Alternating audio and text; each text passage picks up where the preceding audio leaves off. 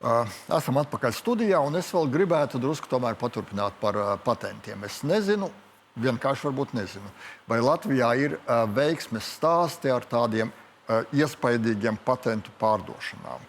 Kāpēc es šo jautāju? Mums Latvijas universitātē ir viens kolēģis, kurš gan pēc tautības ir vācietis, kuram ir slavens stāsts par to, kā viņš patentu tiesā vinēja strīdu ar Microsoft. Jo viņa patents tika pārkāpts Microsoft gadījumā. Kāpēc es to saku? Jo diezgan daudzās sarunās ar šo kolēģi, kuram tad ir ļoti pozitīva pieredze ar patentēšanu, viņa stāsts ir par to, ka, pirmkārt par Latvijas patentiem, ka Latvijā mēs neko daudz no patentiem iegūt pie maza tirgus nevaram, bet par šiem starptautiskiem patentiem varbūt, ka viņš pārspīlē. Bet es viņu citēšu, viņš saka, Latvijā nav patentspējīgu juristu, kuri varētu nodrošināt aizsardzību, noformulēt patentus tādā veidā, lai lielās kompānijas nevarētu viņus apiet. Un viņa gadījumā, viņa atbalsta viņa patentu strīdos bija juristi no Vācijas. Tad jautājums, vai Latvijā mums nevajadzētu attīstīt šo te atbalstu ne tikai, kad institūcijās, tā skaitā universitātē, ir cilvēki, kas varētu palīdzēt patentu formulējumos, bet ar droši vien tādu pieredzi, kāda ir. Varbūt, ka nezinu, starptautiskas kompānijas piesaistīt. Ir gan starptautiskas organizācijas, gan katrā valstī ir tā saucamie patentu pilnvarnieki.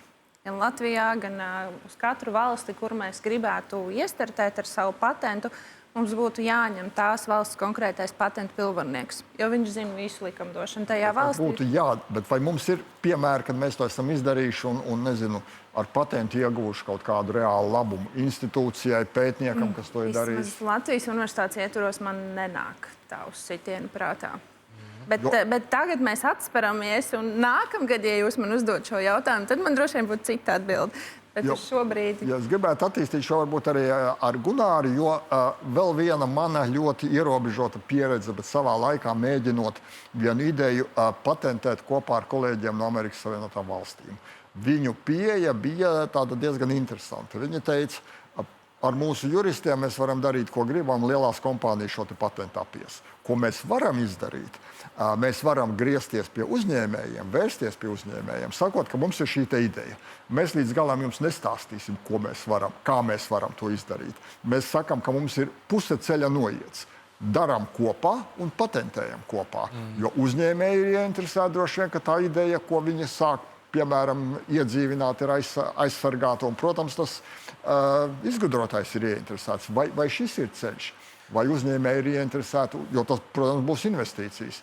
Pēc šiem pašiem novērtējumiem patentu izmaksas ir apmēram 300 000 eiro, lai viņu starptautiski nopatentētu un uzturētu kaut kādu laiku. Es domāju, ka tā ir noteikti vienojama. Viņi nedrīkst izslēgt. Viņi ir tieši pat ar pareizs virziens par to, kad kopā ar uzņēmēju, jo viņš jau redz izgudrojumā, inovācijā, redz potenciālo biznesa iespēju, viņš ir absolūti interesēts par to, kā viņu noturēt savā paspārnē. Un viņš ir motivēts par to, kad iet kopā ar patentiem. Cits jautājums veidojas par to, kādā veidā var tik viegli apiet lielu uzņēmumu juristi, piemēram, to patentu, un iespējams par tiem formulējumiem vispār. Tur gan jābūt pietiekami lielai pieredzei. Jautājums, vai mums ir tādu spējīgu personu šobrīd, kas ir ar startautisku pieredzi, un kur viņi atrodas un kur man viņu sameklēt. Arī, ja mēs piesaistīsim, piemēram, uzņēmēju, viņam radīsies tieši tāds pats jautājums. Kur es atradīšu? Un ja es investēju tagad to naudu, un ja man būs, kā mēs pauzē runājam, par ticības jautājumu, kad viss balstās uz ticību, tad vai man ir ticība šīm te potenciālām zinātniskām spējām nopatentēt tādā veidā, ka tas nebūs nākošā dienā jau citā fabrikā, citā rūpnīcā un jau publiski pieejams un pārdots tieši tam, kam tu esi veltījis ļoti lielu resursu. Tad jautājums par to, kādas mums ir zinātnes vai tādas intelektuālās spējas, kompetences, vai tas ir advokātu biroji, vai kur ir starptautisks pieredze, kur spēj šo. Varbūt mums šobrīd vienkārši pietrūks informācijas par to. Bet to, kad uzņēmēji būtu ieinteresēti patentēt, noteikti jā, jo tāpēc, ka tas ir biznesa veids un kā es aizsargāju sevi. Sens, vēsturisks risinājums uz noteiktu laiku paturēt šo te intelektuālo īpašumu man, sev, un es no tā gūstu labumu.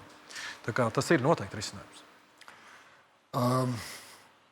Jūs nākat no medicīnas un dzīvības zinātņu fakultātes, kura tradicionāli ir bijusi samērā tuvu farmācijai, medicīnai un tā tālāk. Manā sajūtā farmācija varētu būt tā nozara, kur ir vislielākā interese varbūt par dažādām inovatīvām idejām, kur ir nepieciešama ļoti dziļa zinātniska izpēte. Kāda ir jūsu sajūta par sadarbību ar industriju? Viennozīmīgi medicīnas, ķīmija un farmācijas industrija kopumā ir ļoti liels zinātnes virziens, kurā notiek sadarbība Latvijā gan, pieņemsim, no mūsu fakultātes, gan arī Organiskās sintēzes institūts plaši tanī visā piedalās. Un šeit atkal ir ļoti svarīgs aspekts, kas ar ko pie kā iet. Jo bieži vien nāk lielie farmācijas uzņēmumi, kā piemēram Pfizer, ar konkrētu problēmu un sāpi. Mums ir šāda sāpe, mums viņu vajag atrisināt. Un tad mēs kā pētnieki tad arī ķeramies pie tās sāpes risināšanas. Un, protams, šī brīdī viss intelektuālais īpašums paliek lielā uzņēmuma pusē, jo viņš ir tas, kurš ir atnācis ar to sāpi. Tanī pašā laikā bieži vien, kas mums pašiem pietrūkst, ja mēs taisam pētījumu, piemēram, ir daudz pētījumi, kur ir veltīti, piemēram, dažādu slimību ārstēšanai, malārija, vēža ārstēšanai, ir izstrādāti patenti, Latvijas patenti, kuri tālāk nekur neaiziet, jo lielās industrijas varbūt nav tik ļoti ieinteresētas viņu uzpirkšanā. Tā kā šis ir viennozīmīgi jautājums, kas jārisina varbūt pat augstākā līmenī, nevis tikai kā pētniekam, bet jau kā politikas veidotājiem, kā universitātes vadībai, kā piesaistīt šos lielos spēlētājus uz daudz maz vienlīdzīgiem spēles noteikumiem, lai tas nes labumu arī pašiem zinātniekiem, ne tikai lielajiem uzņēmumiem, kas atnāk. Varbūt es gribētu vērsties atkal, Gunār, pie jums. Un patiesībā pie visiem, bet sāksim ar Gunāru. Jo tad, kad mēs domājam par sadarbību ar industriju, mums šķiet, ka mums ir ļoti inovatīvi uzņēmumi Latvijā, gan biomedicīnā, gan varbūt dažādās elektronikas virzienos, mikrotīkli un citi. Ja mēs paskatāmies viņu kapacitātu un izmērus, piemēram, darbinieku skaita ziņā, viņi patiesībā ir ļoti nelieli.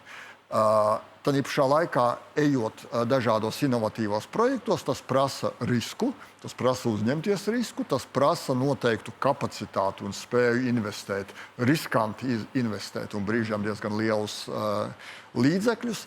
Kā jūs to redzat, cik Latvijas uzņēmumi ir gatavi riskam? Jo ik pa brīdi mēs dzirdam tādus varbūt ļoti, kā lai to saka, emocionālus novērtējumus, ka redziet, Amerikas uzņēmēji ļoti, ļoti ieinteresēti riskēt un gatavi. Eiropā mazāk un Latvijā pavisam maz. Kā jūs atbildētu uz šādu, es neteiktu, pārmetumu, varbūt es teiktu? Man liekas, te jārunā. Tas ir ļoti plašs temats, pirmkārt, un atkarīgs no nozares, no uzņēmuma, kuram būtu vairāk vai mazāk vajadzīgs kaut kādas arī sadarbība ar inovācijām vai ir vērsts uz to. Bet man liekas, ka vairāk ir jāskatās arī no uzņēmēja skata punkta par to, ka ir virkni uzņēmumu, kur ir gatavi iet, jo tas pat Latvijā ir pie 1480 uzņēmumiem, 30% no uzņēmumu kopumā, kuri ir uzskatām par inovatīviem uzņēmumiem vispār. Tad tas skaits ir gana liels, un arī viņu investīcijas, kas ir veiktas iepriekšējo gadu periodā, ir gana lielas, pie 100 pār miljoniem, kas ir tieši ar zinātniskiem ievirzieniem. Es gribētu teikt, ka ir ieinteresēti, bet ir savas barjeras. Ir savas barjeras. Barjeras piemēram, par gaidām. Uzņēmums ir ieinteresēts par to, ka viņu ierosinātais pētījums notiek kaut kādā noteiktā laikā, bet viņam atkal rodās sajūtas par to, ka es negribu izteikt kritiku pretī, bet ir sajūta, ka uzņēmums atkal stieps laiku, jo tāpēc, ka tās ir viņu atlīdzības, piemēram, 2-3 gadus. Viņam atkal tas risinājums ir nepieciešams te un tagad. Es investēju, jo es no naudas plūsmas izņemu kaut kādu noteiktu resursu, un bieži vien arī ir pietiekami liela resursa. Un es riskēju, jo es pat risks tāpēc, ka es nezinu, vai man tas produkts pēc tam, jo viss pārējais mārketings, viss pārējais vēl sekos pēc tam.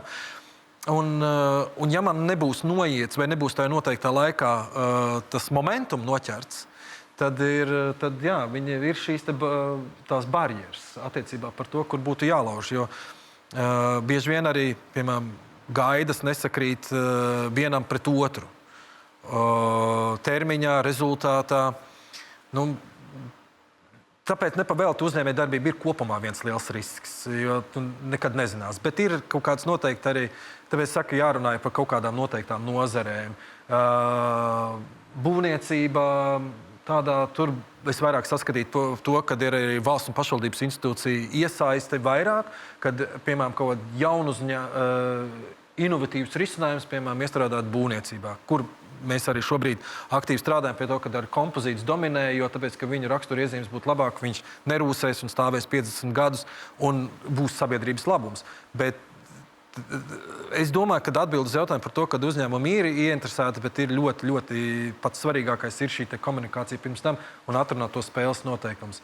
Jo tiešām var nozīmē, viņi riskē ar savu finansējumu. Katrs no viņiem ir biznesens un arī tos 10 vai 15 tūkstoši, kas varbūt nav pat daudz, bet tāpat viņi to naudu skaita. Un tāpat rēķinās par to, vai es to atgūšu vai nē. Es varbūt varētu paturpināt šo pašu. Es viennozīmīgi piekrītu, ka tas ir atkarīgs no nozares. Jā. Ja mēs pieminētajā medicīnas nozarē skatāmies, tad viena pētījuma no izgudrojuma līdz reālam produktam aptiekā var paiet pat 20 gadi pētījumos. Un neviens uzņēmums nav spējīgs normāli investēt 20 gadus uz priekšu, ka mēs varēsim tur tirgot. Līdz to tā ir viena no tādām sāpīgām sfērām. Tanī pašā laikā materiāla zinātnes būvmateriāliem, tur tas izpētes periods ir krietni ātrāks. Tāpat tās ir jāveic testi, tāpat tās jāveic standartizācijas. Un tas viss prasīs kādu laiku. Un bieži vien tas ir tas posms, kur tik tiešām zinātniekam zūd saķere ar uzņēmumu. Uzņēmums grib rīt, bet zinātnieks saka, nē, mums vēl vajag pusgadu papētīt kā minimums, vai ne? Tā kā tā ir tā viena no tādām tiešām. Jā, tur es, kad akcionāri prasīs rezultātu un par to, ka vai būs sasniegtie finansiālajie rezultāti, tā skaitā. Protams, jā. Bet es domāju, ka mēs nonākam pie vēl vienas gan interesantas tēmas, gan tas, ko jūs sākotnēji teicāt par šo nāves ieleju starp to, ka tā ideja ir tādā sākotnējā negatīvā fāzē. Un tad, kad viņi ir paņemama no uzņēmēja, tur pa vidu ir kaut kāds darbs jādara. Un kādam tas ir jāfinansē.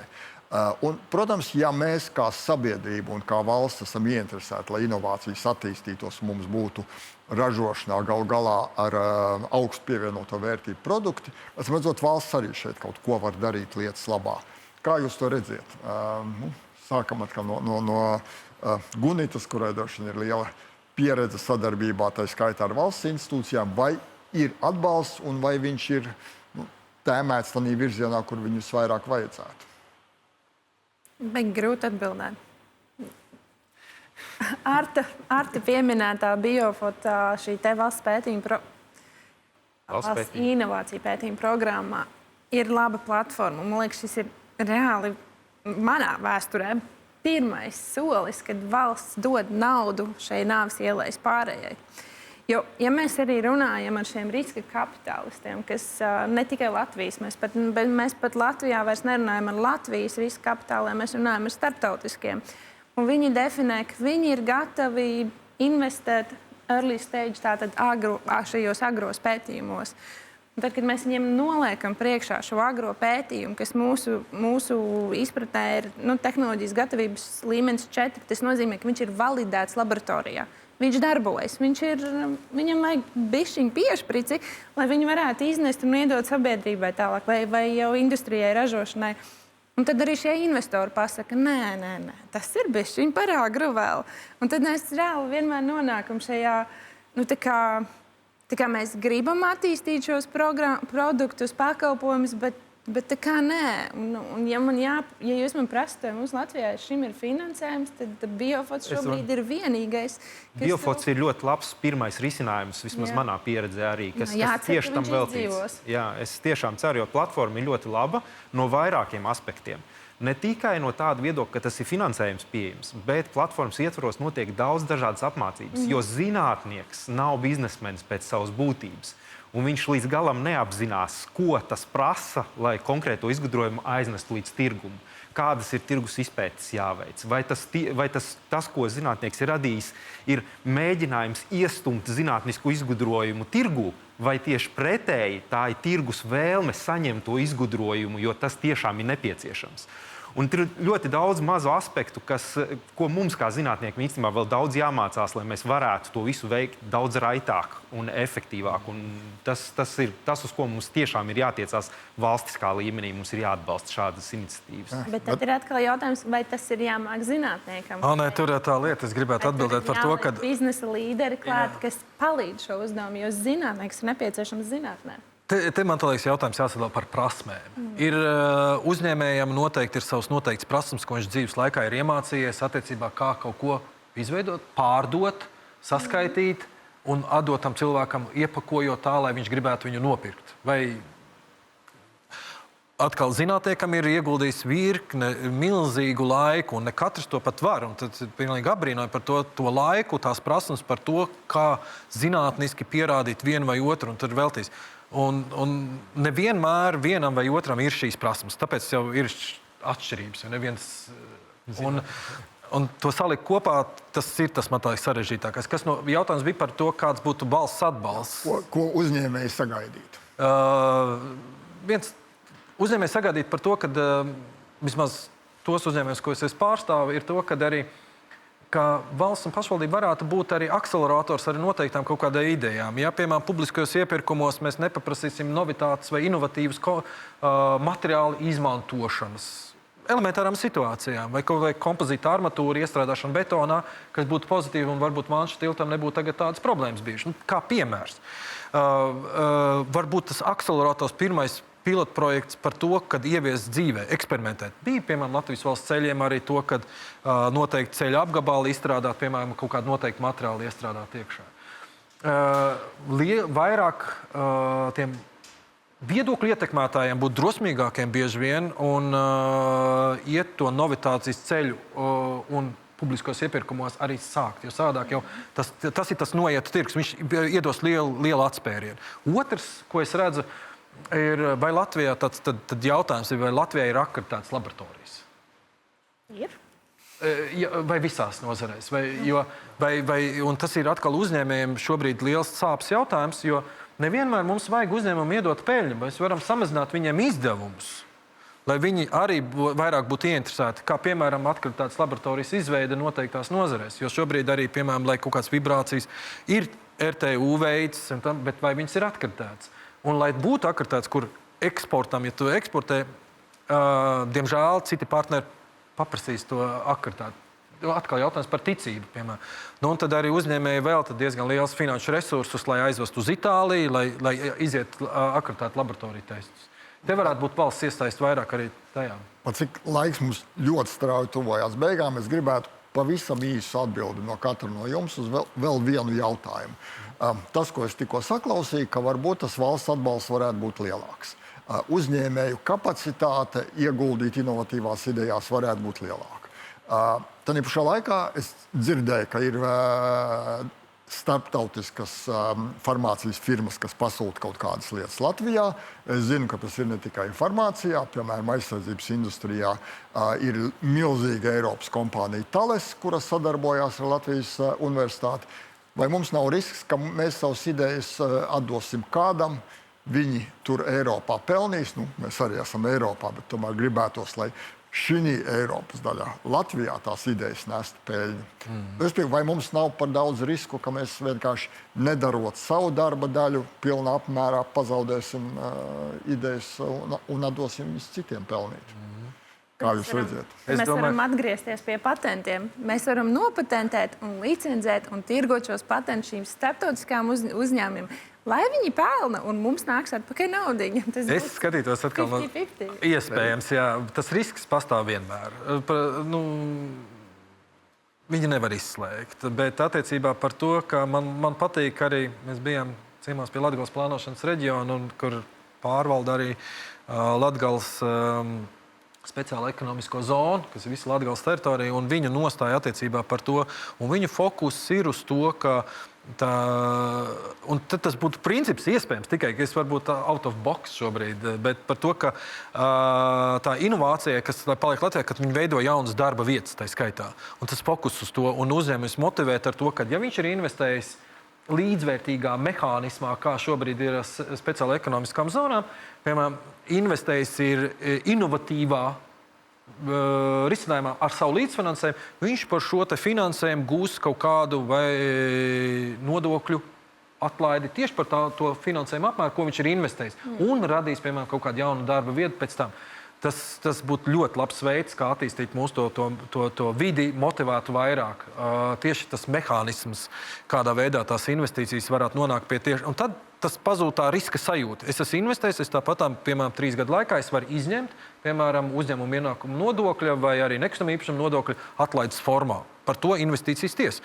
Un tas varētu noturēt arī latviešu uzņēmumiem vairāk arī iesaistīties un ar fokusu uz darba vietu izveidi. Tas, man liekas, ekonomikā tieši nākt. Arti, vai jums ir bažas, ka jūsu idejas aizies kaut kur pasaulē un nepaliks Latvijā? Es domāju, viennozīmīgi tādas bažas ir jebkuram zinātniekam. No vienas puses, kā jau pašā raidījuma sākumā tika minēts, viena no galvenajām prasībām jebkura zinātniska granta ietvaros ir publicēties, kas nozīmē, ka to ar prieku šīs zināšanas izplati pasaulē. Bet, ja mēs runājam par komercializējumām zināšanām, kas būtu tiešām uz inovācijām vērstas, viņas mums vajadzētu nosargāt un paturēt pie sevis. Un šī brīdī es domāju, ka es mēģināšu savilkt kopā abus iepriekšējos viedokļus, ka mums tik tiešām vajag palielināt vietējo uzņēmumu sadarbību ar universitātēm.